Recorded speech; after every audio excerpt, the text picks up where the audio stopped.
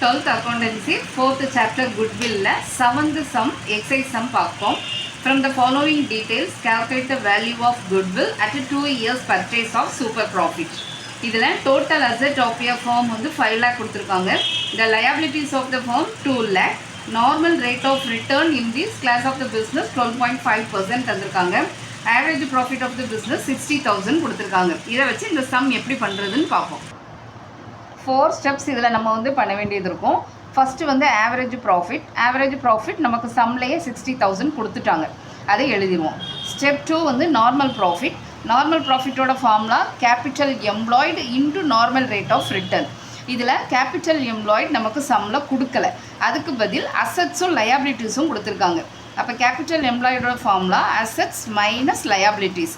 Assets வந்து நமக்கு 5 lakh அப்படின்னு தந்திருக்காங்க, லயபிலிட்டிஸ் 2 lakh தந்திருக்காங்க.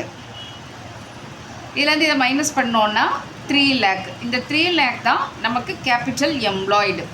இப்போது நம்ம அந்த ஃபார்முலாவில் போடுவோம். நார்மல் ப்ராஃபிட்டோட ஃபார்முலா வந்து capital employed into normal rate of return. Capital employed நம்ம 3 lakhன்னு கண்டுபிடிச்சிருக்கோம். நார்மல் ரேட் ஆஃப் ரிட்டர்ன் அவங்க 12.5% தந்திருக்காங்க. இதை நம்ம சிம்பிளிஃபை பண்ணணுன்னா 37,500 நமக்கு ஆன்சராக வருது. இதுதான் நமக்கு நார்மல் ப்ராஃபிட். ஸ்டெப் 3 வந்து சூப்பர் ப்ராஃபிட் கண்டுபிடிக்கணும். சூப்பர் ப்ராஃபிட்டோட formula average profit minus normal profit. Average profit வந்து 60,000, நார்மல் ப்ராஃபிட் 37,500ன்னு கண்டுபிடிச்சிருக்கோம். இதை மைனஸ் பண்ணும்போது 22,500 rupees வருது. இதுதான் நமக்கு super profit.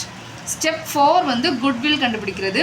குட்வில்லோட formula super profit into number of purchasing years. இப்போ சூப்பர் ப்ராஃபிட் வந்து 22,500 அப்படின்னு கண்டுபிடிச்சிருக்கோம். நம்பர் ஆஃப் பர்ச்சேசிங் இயர்ஸ் வந்து 2ன்னு நமக்கு சம்பளம் கொடுத்துருக்காங்க. இதை நம்ம மல்டிப்ளை பண்ணும்போது 45,000 rupees வரும். இதுதான் இதோட ஆன்சர்.